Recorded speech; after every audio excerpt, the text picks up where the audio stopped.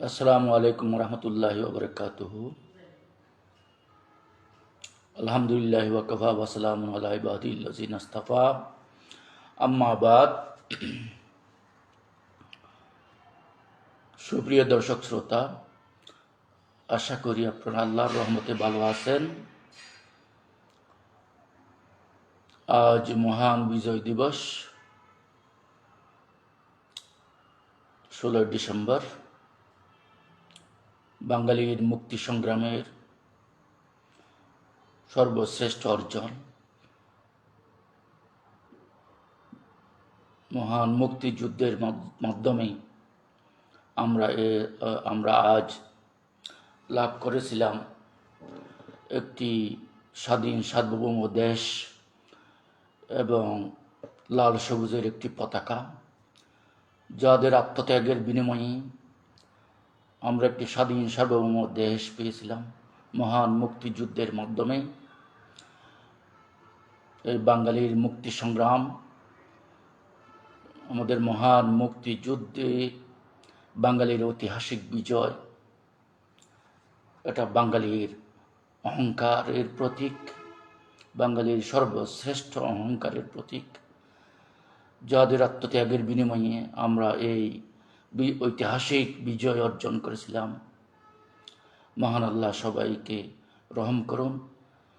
বীর শহীদান মহান আল্লাহ সবাইকে জান্নাতুল ফেরদৌস নসিব করুন। বাঙালির সর্বশ্রেষ্ঠ সন্তান বীর মুক্তিযোদ্ধা যারা এখনো বেঁচে আছেন, আমরা তাদের প্রতি স্যালুট জানাই। সুপ্রিয় উপস্থিতি, সিরাতুর রাসূল সাল্লাল্লাহু আলাইহি ওয়াসাল্লামের ধারাবাহিক আলোচনার আজকের নির্ধারিত বিষয় রাসূল সাল্লাল্লাহু আলাইহি ওয়াসাল্লামের সাথে নাজরানের খ্রিস্টান প্রতিনিধি দলের সাক্ষাৎ।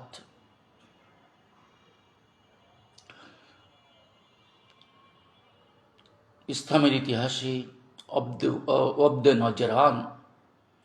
নজরানের প্রতিনিধি দল, এটা খুব প্রসিদ্ধ একটি ঘটনা। নবম হিজরিতে তথা 631 থেকে 632 খ্রিস্টাব্দের মধ্যখানে সৌদি আরবের পার্শ্ববর্তী রাষ্ট্র ইয়েমেনের খ্রিস্টান অধ্যুষিত শহর নাজরানের 60 সদস্যের একটি প্রতিনিধি দল রসুলের সাথে মদিনায় সাক্ষাৎ করতে এসেছিলেন। রসুল সাল্লাল্লাহু আলাইহি ওয়াসাল্লাম তাদেরকে মদিনার মসজিদ নববীতে থাকার ব্যবস্থা করেছিলেন। প্রায় 2-3 দিন তারা মসজিদ নববীতে ছিলেন, ওখানে খাওয়া দাওয়া করেছেন এবং বিভিন্ন ধর্মীয় বিষয়ে রসুলের সাথে মত বিনিময়, তর্ক বিতর্ক এবং আলাপ আলোচনা করেছেন। বিভিন্ন ধর্মীয় বিষয়ে, খ্রিস্টান ধর্মের বিষয়ে, হযরত ঈসা আলাইহিস সালাম সম্বন্ধে তাদের দৃষ্টিভঙ্গি এবং রসুলের নবুয়ত রিসালাতের বিষয়ে রসুলের সাথে তারা 2-3 দিন তর্ক বিতর্ক করেছেন। অত্যন্ত আন্তরিকতাপূর্ণ, হৃদ্যতাপূর্ণ আলোচনা ওখানে হয়েছে এবং এখানে যে রসুলের উদারতা এবং এখানে যে আন্তধর্মীয় সম্প্রীতি, আন্তধর্মীয় শান্তিপূর্ণ সহাবস্থানের একটি চিত্র ফুটে ওঠে। এই বিষয়টা আজকে আমাদের আলোচনার বিষয়। নাজরানের খ্রিস্টান প্রতিনিধি দলের আগমন, বর্তমান অবস্থান। নাজরান অঞ্চলটি বর্তমানে সৌদি আরবের অন্তর্ভুক্ত, তখন এটা ইয়েমেনের অন্তর্ভুক্ত ছিল। পরবর্তী আধুনিক সৌদি আরব যখন সম্প্রসারিত হয়, এই নাজরান শহরটা সৌদি আরব দখল করে নেয়। এখনও ইয়েমেনের সাথে সৌদি আরবের সীমান্ত বিরোধ আছে, যার কারণে ইয়েমেনের সাথে দীর্ঘদিন সৌদি আরবের যুদ্ধ চলছে। এক তো ধর্মীয় বিরোধ, যেমন আঞ্চলিক ভৌগোলিক যেমন বিরোধ আছে, সীমানা বিরোধ যেমন আছে, তারপর ধর্মীয় আকীদাগত বিরোধ আছে। সৌদি আরবরা তারা সুন্নি মুসলিম এবং এখানে নজরান এবং তথা ইয়েমেনের অধিকাংশ মুসলিম তারা শিয়া অধ্যুষিত এলাকা এক বর্তমানে, এবং যে হুতি বিদ্রোহী তাদের সাথেও যুদ্ধ এবং হুতি বিদ্রোহের সাথে আমেরিকার সাথেও যুদ্ধ, পাশাপাশি ফিলিস্তিন ওই যে ইসরায়েলের সাথেও তাদের যুদ্ধ। যাই হোক, তখন এই নাজরান শহরটা ইয়েমেনের অধীনে ছিল, এটা খ্রিস্টান অধ্যুষিত এলাকা ছিল। এই নাজরান খ্রিস্টান প্রতিনিধিদের ৬০ সদস্যের একটি প্রতিনিধি দল মদিনায় রসুলের সাথে সাক্ষাৎ করতে এসেছিলেন। বর্তমানে নাজরান অঞ্চলটি সৌদি আরবের অন্তর্ভুক্ত। এটি ইয়েমেন সীমান্তের কাছাকাছি দক্ষিণ আশির অঞ্চলে অবস্থিত। এই প্রতিনিধি দল আগমনের সময়কাল, প্রতিনিধি দলটি সাধারণত নবম হিজরিতে ৬৩১ থেকে ৬৩২ খ্রিস্টাব্দ মদিনায় আগমন করেছিলেন বলে অধিকাংশ সিরাত রচয়িতা ও মুফাসসিরগণ উল্লেখ করেছেন।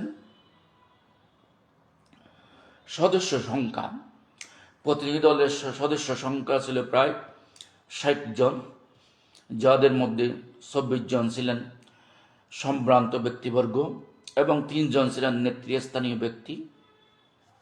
এই বিষয়টা সিরাত ইবনে হিশাম উল্লেখ করছেন, ওয়াকদিমা আলা রাসূলিল্লাহ সাল্লাল্লাহু আলাইহি ওয়াসাল্লাম ওয়াবদু নাজরানা ওয়াহুম ৬০ রাকিবান ফীহিম ৪৪ রাজুলান মিন আশরাফিহিম ওয়া উলামাইহিম ওয়া কানা ফীহিম সালাসাতুন ইলাইহিম ইয়ারজিউ আমরুহুম আল আকিব ওয়া হুয়া আব্দুল মসি ওয়া সৈয়দ ওয়া হুয়া আল আইহাম ওয়া আবু হারেসা বিন আলকামা ওয়া হুয়া আসকুফুহুম ওয়া ইমামুদ্দীনিহিম। নাজরানের প্রতিনিধি দল রাসূলুল্লাহ সাল্লাল্লাহু আলাইহি ওয়াসাল্লামের নিকট উপস্থিত হল। তারা ছিল ৬০ জন অশ্বারোহী। তাদের মধ্যে ৪৪ জন ছিল তাদের অভিজাত ও আলেম শ্রেণীর লোক। তাদের মধ্যে ৩ জন ছিলেন এমন ব্যক্তি যাদের কাছে সকল সিদ্ধান্ত প্রত্যাবর্তিত হতো।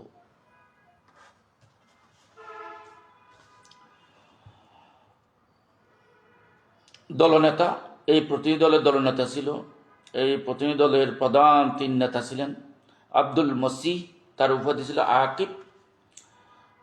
তিনি অধিনায়কত্ব ও রাষ্ট্র পরিচালনার দায়িত্বে রত ছিলেন। আইহাম বা সরাহবিল, তার উপাধি সাইয়্যিদ, তিনি রাজনৈতিক ও অর্থনৈতিক বিষয়াদির দায়িত্বে ছিলেন। আবু হারিসা বিন আলকামা, তার উপাধি আসকব বা বিশপ, যিনি ধর্মীয় নেতা, সর্বোচ্চ ধর্মীয় নেতাকে তারা বিশপ বলে থাকে, আরবিতে আসকব বলা হয়। তিনি ধর্মীয় ও আধ্যাত্মিক নেতা ছিলেন। তো প্রধান বিশপ আবু হারিস বিন আলকামার কাছে প্রথমে রাসূলুল্লাহ সাল্লাল্লাহু আলাইহি ওয়াসাল্লামের চিঠি পৌঁছানো হয়েছিল। রসুলের এই চিঠি পেয়ে তারা রসুলের সাথে সাক্ষাৎ করতে এসেছিলেন। মসজিদে নববীতে অবস্থান ও উপাসনা, তারা রাসূল সাল্লাল্লাহু আলাইহি ওয়াসাল্লাম তাদেরকে মসজিদে নববীতে অবস্থানের অনুমতি দিয়েছিলেন। যেহেতু ৬০ জন মানুষ এক ঘরে রাখার মতো এরকম ঘর তখন ছিল না, তারা মসজিদে অবস্থান নিয়েছিলেন। এই বিষয়টা তারিখ তাবরী উল্লেখ করছেন। ফাকামু বিল মদিনাত ইনদা রাসূলিল্লাহি সাল্লাল্লাহু আলাইহি ওয়াসাল্লাম ফালাম্মা হানাত সালাতুহুম দখলু মসজিদ রাসূলিল্লাহি সাল্লাল্লাহু আলাইহি ওয়াসাল্লাম ফাসাল্লু ফীহি ফাকালা বাদুল মুসলিমিন ইয়া রাসূলুল্লাহ আইয়ুসাল্লুনা ফী মসজিদিকা ফাকালা দাউহুম। তারিখ তাবরী। তারা মদিনায় রাসূলুল্লাহ সাল্লাল্লাহু আলাইহি ওয়াসাল্লামের নিকট অবস্থান করছিল। তাদের উপাসনার সময় হলে তারা রাসূলের মসজিদে প্রবেশ করে সেখানে প্রার্থনা করল। কিছু মুসলিম বললেন, হে আল্লাহর রাসূল, তারা কি আপনার মসজিদে নামাজ পড়বে তথা মসজিদে নববীতে নামাজ পড়বে? নবী সাল্লাল্লাহু আলাইহি ওয়াসাল্লাম বললেন, তাদেরকে ছেড়ে দাও, তাদেরকে ওখানেই নামাজ পড়তে দাও। তারা তাদের যে ধর্মীয় উপাসনার যে রীতি, সেই রীতি অনুসারে তারা বাইতুল মুকাদ্দাস মুখী হয়ে তারা তাদের উপাসনা সন্ধ্যাকালীন বা দুপুরকালীন তারা যে উপাসনাগুলো করে থাকে, তা মসজিদ নববীতেই রাসূল সাল্লাল্লাহু আলাইহি ওয়াসাল্লাম তাদেরকে সেই অনুমতি দিলেন। অথচ মুসলমানরা ওখানে ৫ ওয়াক্ত নামাজ বাইতুল্লাহমুখী তথা মক্কামুখী হইয়া আদায় করতেন। খ্রিস্টানরা তাদের উপাসনাগুলো বাইতুল মুকদ্দাসমুখী পূর্বমুখী হইয়া আদায় করতেন। তাহলে যে এই যে ধর্মীয় শান্তিপূর্ণ সহাবস্থান কতটুকু রসুল ইসলাম কতটুকু উদার ছিলেন, যে মসজিদে মুসলমানদের মসজিদে খ্রিস্টানদের উপাসনা করার তিনি অনুমতি দিয়েছিলেন, কতটুকু উদারতা রসুল প্রদর্শন করেছেন। শান্তিপূর্ণ সহাবস্থান আন্তধর্মীয় সম্প্রীতির এর সে উজ্জ্বল দৃষ্টান্ত আর কি হতে পারে।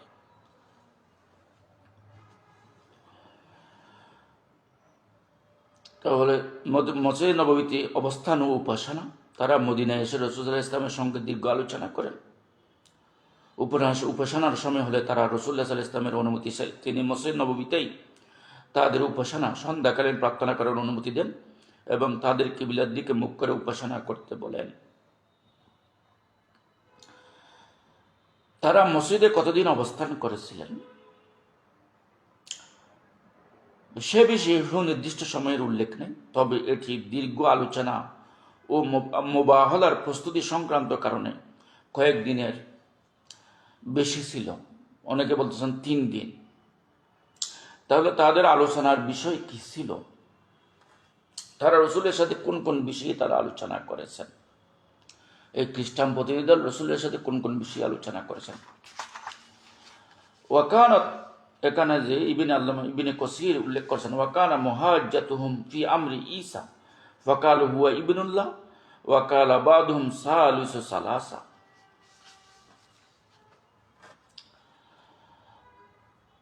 তাহলে তাদের আলোচনার বিষয় ছিল মূলত হযরত ঈসা আলাইহিস সালাম।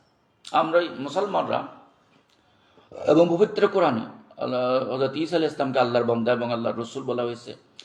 তার কুমারী মাতা হযরত মরিয়মের গর্ভ থেকে তার অলৌকিক জন্মে, এটা আমরা বিশ্বাস করি।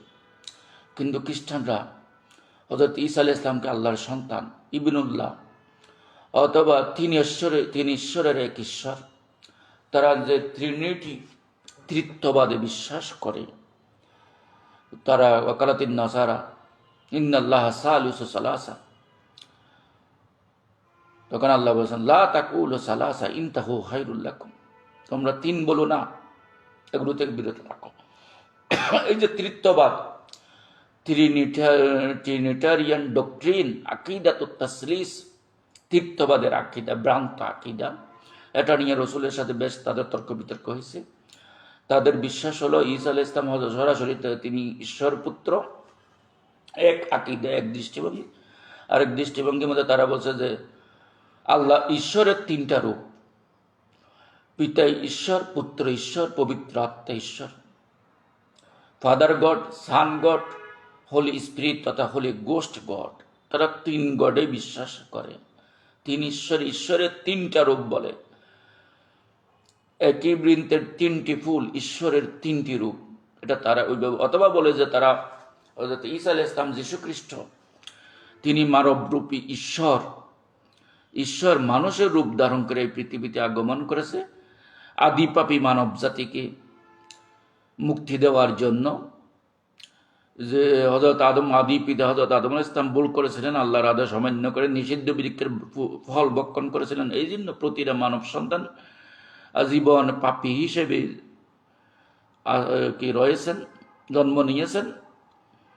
সুতরাং ঈশ্বর স্বয়ং মানবের রূপ ধারণ করে পৃথিবীতে এসে নিজেকে ক্রুশবিদ্ধ করে এই মানব জাতিকে আদি পাপ থেকে মুক্তি দিয়েছেন। এটা হলো খ্রিস্টানদের একটা বিশ্বাস। এবং এই হযরত ঈসা ক্রুশবিদ্ধ হইয়া আবার কবর থেকে 3 দিন পরে উঠে চলে গেছিলেন। তিনি চলে যাওয়ার পর তার আত্মাটা তার অনুসারীদের মধ্যে বিচরণ করে, তাকে তারা ছায়া দেয়, রক্ষা করে। কোনো ধর্মাচার, ধর্মীয় ইবাদত এগুলো পালনের কোনো দরকার না, শুধু যীশু খ্রিস্টকে বিশ্বাস করলে হবে, আর কিছুই বিশ্বাস করতে হবে না।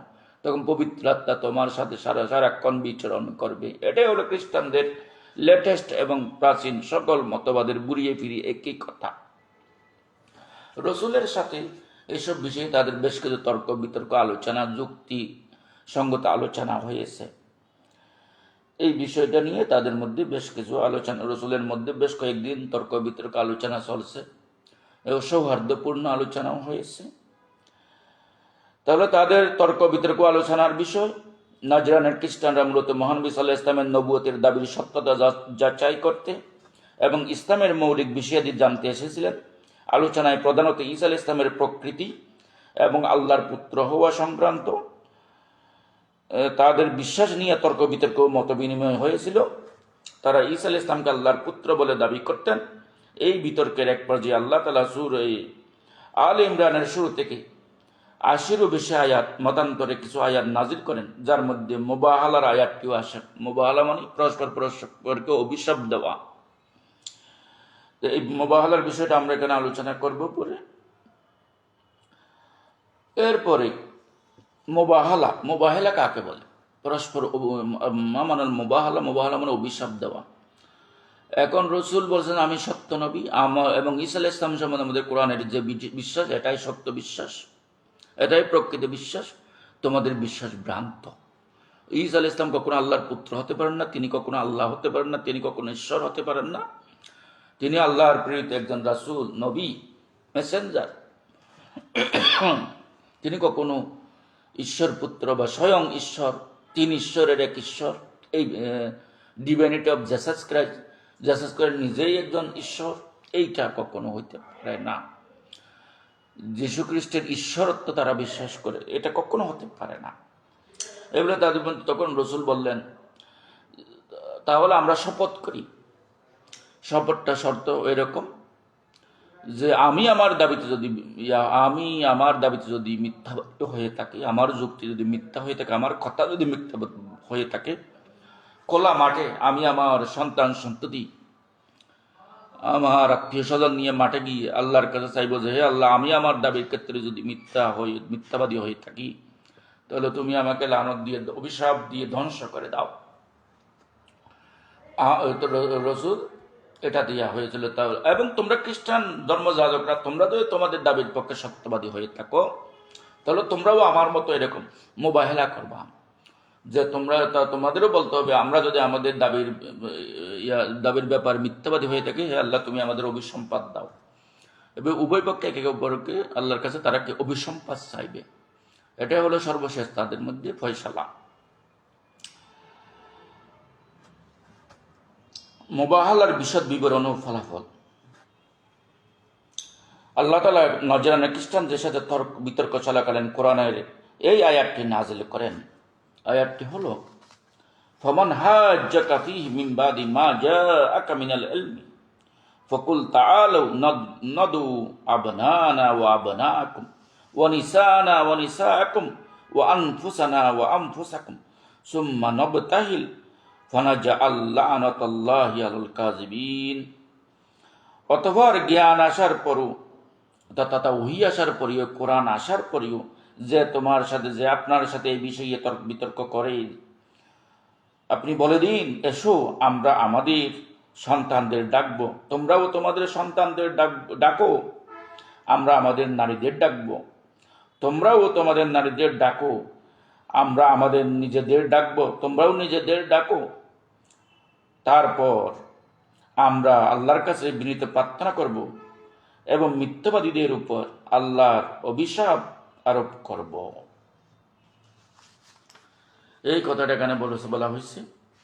অতঃপর তোমার নিকট, হে রাসূল, আপনার নিকট যখন জ্ঞান কোরআন এসে গেছে, এরপরেও যদি কেউ খ্রিস্টান বা অন্য কেউ তো আপনার সাথে তার ঈসার সম্বন্ধে তর্ক বিতর্ক করে, তবে আপনি বলেন, আচ্ছা ময়দানে এসো, আমরা আহ্বান করি আমাদের পুত্রদের এবং তোমাদের পুত্রদের, আমাদের নারীদের এবং তোমাদের নারীদের, এবং আমরা নিজেদের এবং তোমরা তোমাদের নিজেদের, অতঃপর সকলে মিলে আল্লাহর দরবারে নিবেদন করি এবং মিথ্যাবাদীদের উপর আল্লাহর অভিসম্পাদ বর্ষণ করি। সূরা আলে ইমরান আয়াত নম্বর 61। তাহলে মুবাহালার ঘটনা। এরপরে কি হইল? ফখরাজা রাসূলুল্লাহ সাল্লাল্লাহু আলাইহি ওয়াসাল্লাম ইয়াহমিলুল হুসাইন ওয়া হাযা বিয়াদিল হাসান ওয়া হালফাহু ফাতিমাতু ওয়া আলী। তারপর মুবাহেলা করার জন্য রসুল প্রস্তুত হয়ে বাসা থেকে বের হলেন। তৃতীয় দিন পর তাদের সাথে আলাপ আলোচনা যখন কোনো ধরনের সমাধান হচ্ছে না, তখন রসুল মুবাহেলা করার জন্য নিজে নিজে অভিশাপ পান নেওয়ার জন্য সরাসরি ময়দানে বের হয়ে গেলেন এবং রসুল সাল্লাহ ইসলাম বের হলেন।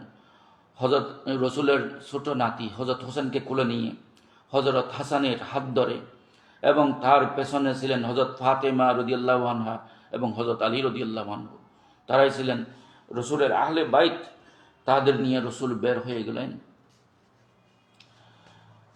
তখন এই খ্রিস্টান প্রতিনিধি দল রসুলের এই সাহস দেখে, এই অবস্থা দেখে তারা খুব ভয় পেয়ে গেল, যে খুবই ভয় পাইছে যে রসুল যদি এইভাবে মোবাহেলা করেন, উনি যে সত্যি নবী হয়ে থাকেন, তিনি যদি মোবাহেলা করেন, এভাবে অভিসম্পাদ কামনা করেন, এবং আমরা যদি আমাদের মিথ্যা দাবির পক্ষে এভাবে মোবাহেলা করে অভিসম্পাদ করা হলে আমরা পুরো খ্রিস্টান জাতি ধ্বংস হয়ে যাব। এবং রসুল যে হজরত হাসান হোসেনকে নিয়ে বের হয়েছেন, তাদের নুরানি চেহারা দেখে তারা ভয় পেয়ে গেল। হজরত হাসান হোসেন, হজরত ফাতেমা রদিয়াল্লাহু আনহা এবং হজরত আলীকে সাথে নিয়ে তিনি আহলে বাইতকে সাথে নিয়ে মাঠে বের হয়ে গেলেন।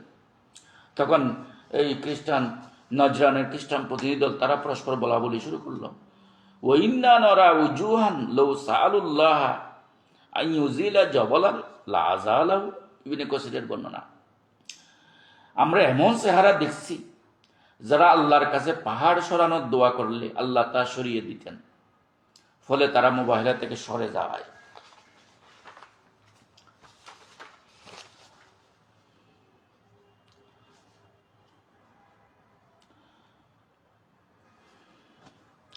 তখন তখন রসুল সাল্লাহ ইসলাম এই আয়ান নাজিল হওয়ার মহানবী সাল্লাহ ইসলাম তাদের মুবাহালার পারস্পরিক অভিশাপের জন্য আহ্বান জানান, এবং রসুল নিজে বের হলেন তার নাতি হোসাইনকে কোলে নিয়ে। বড় নাতি হাসানকে হাসানের হাত ধরে রসুলের পিছু পিছু হজরত ফাতেমা রদিয়াল্লাহু আনহা, এর পিছনে হজরত আলী রদিয়াল্লাহু আনহু। এটা অবস্থা দেখে কাফিররা খুব ভয় পেয়ে গেল, এবং তারা বলল যে এই যে নুরানি চেহারাগুলো আমরা দেখছি, এরা যদি আল্লাহর কাছে এই মুহূর্তে যদি বলে যে অমুক পাহাড়টা হে আল্লাহ সরিয়ে দেন, তাদের দোয়া আল্লাহ এমনভাবে করবো পাহাড়ই আল্লাহ সরিয়ে দিবেন। তাদের চেহারা দেখে, নুরানি চেহারা দেখেই এই খ্রিস্টান প্রতিনিধিগুলো ভয় পেয়ে গেল। মুবাহালার দিন সকালে রসুল সাল্লাহ ইসলাম তার প্রিয় ব্যক্তিত্বদের নিয়ে মুবাহালার জন্য বের হন। তিনি তার কন্যা ফাতিমা, জামাত আলী রাদিয়াল্লাহু আনহু এবং দুই নাতি হাসান ও হোসেনকে একটি চাদরের নিচে নিয়ে আসেন, কোলে নিয়ে। বলছে যে চাদরের নিচে ছোট্ট ছিল, কোলে নিয়ে চাদরের নিচে নিয়ে আসেন। এই পাঁচজনকে ইসলামের ইতিহাসে আহলে বাইত বলা হয়। নাজরানের প্রতিনিধি দলের অন্যতম নেতা আবু হারেসা রসুল সাল্লাহ ইসলামের সাথে এই পবিত্র ব্যক্তিবর্গকে দেখে উপলব্ধি করেন যে রসুল সাল্লাহ ইসলাম যদি মিথ্যাবাদী হতেন তবে তিনি তার এত প্রিয় মানুষদেরকে নিয়ে অভিশাপের জন্য আসতেন না। তিনি তার সঙ্গীদের বলেন, যদি মুহাম্মদ সত্যি নবী না হতেন তবে তিনি তার প্রিয় মানুষদের সাথে আসতেন না, এবং যদি তিনি আমাদের সাথে মুবাহালা করেন তাহলে বছর শেষ হওয়ার আগে পৃথিবীতে একজন খ্রিস্টানও আর অবশিষ্ট থাকবে না, সব ধ্বংস হয়ে যাবে। মুবাহালার ফলাফল, নাজরানের প্রতিনিধি দল মুবাহালা করার সিদ্ধান্ত থেকে বিরত হন। তারা নিশ্চিত হন যে মুবাহালা করলে তারা ধ্বংস হয়ে যাবেন। তখন তারা মুবাহালা, পরস্পর অভিসম্পাতের এই যে দোয়া, পরস্পরের প্রতি পরস্পর অভিশাপ নেওয়ার এই যে প্রতিযোগিতা, এই যে সত্যারোপ, এই যে প্রতিজ্ঞা, এগুলো থেকে তারা বলল না, আমরা মুবাহালা করবো না। খ্রিস্টান প্রতিনিধি দল বলল। তখন তারা মুবাহালা বাতিল করে রসুল সাল্লাল্লাহু আলাইহি ওয়াসাল্লামের কাছে এসে জিজিয়া কর, নিরাপত্তা কর প্রদানের শর্তে সন্ধি চুক্তি করতে সম্মত হন। এই বিষয়টা এখানে বর্ণিত হয়েছে।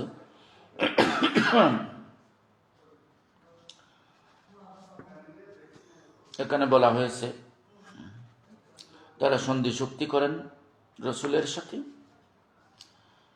এটা আবু উবাইদ কিতাবুল আমওয়ালে উল্লেখ করেছেন। ওয়ালি নাজরানা ওয়া হাশিয়াতাহা জিওয়ারুল্লাহি ওয়া জিম্মাতু মুহাম্মাদিন নবী রাসূলিল্লাহ সাল্লাল্লাহু আলাইহি ওয়াসাল্লাম আলা আমওয়ালিহিম ওয়া মিল্লাতিহিম ওয়া বিয়াইহিম ওয়া সালাওয়াতিহিম লা ইউগাইয়িরু আসকুফিন আন আসকুফিয়াতিহি ওয়ালা রাহিবুন আন রাহবানিয়াতিহি ওয়ালা কাহিনুন আন কাহানাতিহি। নাজরান ও তার আশেপাশের অধিবাসীদের জন্য রয়েছে আল্লাহর আশ্রয় এবং মোহাম্মদ সাল্লাল্লাহু আলাইহি ইসলামের নিরাপত্তা, মোহাম্মদ সাল্লাল্লাহু আলাইহি ইসলামের পক্ষ থেকে নিরাপত্তা। তাদের সম্পদ, ধর্ম, গির্জা ও উপাসনালয়ের উপর কোন বিশপকে, কোন ধর্মযাজককে তার পদ থেকে অপসারণ করা যাবে না। কোন সন্ন্যাসীকে তার সন্ন্যাস জীবন থেকে অপসারণ করানো যাবে না। কোন ধর্মযাজককে তার দায়িত্ব থেকে সরানো যাবে না। এরপরে চুক্তি অনুযায়ী তারা প্রতি বছর 2000 জোড়া কাপড়, 2000 জোড়া কাপড়, তন্মধ্যে 1000 জোড়া রজব মাসে এবং পরবর্তী 1000 জোড়া সফর মাসে, এবং এর সাথে প্রতি জোড়ায় এক ওকিয়া রূপা প্রদান করবে। এর বিনিময়ে মদিনার কল্যাণ রাষ্ট্র তাদের জান, মাল, সম্পত্তি, ধর্মীয় স্বাধীনতা ও নিরাপত্তা নিশ্চিত করবে। এরই ভিত্তিতে একটা কি হয়, তাদের মধ্যে চুক্তি হয়। এখন এই খ্রিস্টান প্রতিনিধি দলের মধ্যে কি কেউ পরবর্তীতে বা তখন ঈমান এনেছিল রসুলের উপর? তারা কি ইসলাম গ্রহণ করেছিল? আল্লামা তবরী বর্ণনা করতেছেন যে এই বিষয়ে তারা আসলে ইসলাম গ্রহণ করেছিল কি না। আল্লামা তবরী বলতেছেন, ফাসলামা বাদুহুম ওয়া আকামা আকসারুহুম আলা দীনিহিম। তাদের কিছু লোক ইসলাম গ্রহণ করেছিল, অধিকাংশ নিজ ধর্মে অটল ছিল।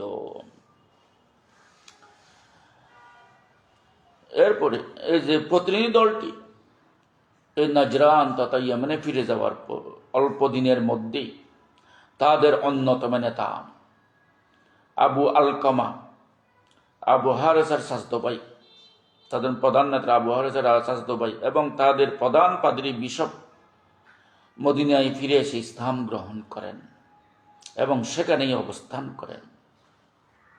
এছাড়াও সিরাত রচয়িতাদের বর্ণনা অনুযায়ী পরবর্তীকালে প্রতিনিধি দলের প্রধান নেতা সাইদ আইহাম বা সোরাবি এবং আকিব, যাকে আব্দুল মসিহ বলা হচ্ছে, নাজরানে প্রত্যাবর্তনের পর ইসলাম গ্রহণ করেছিলেন।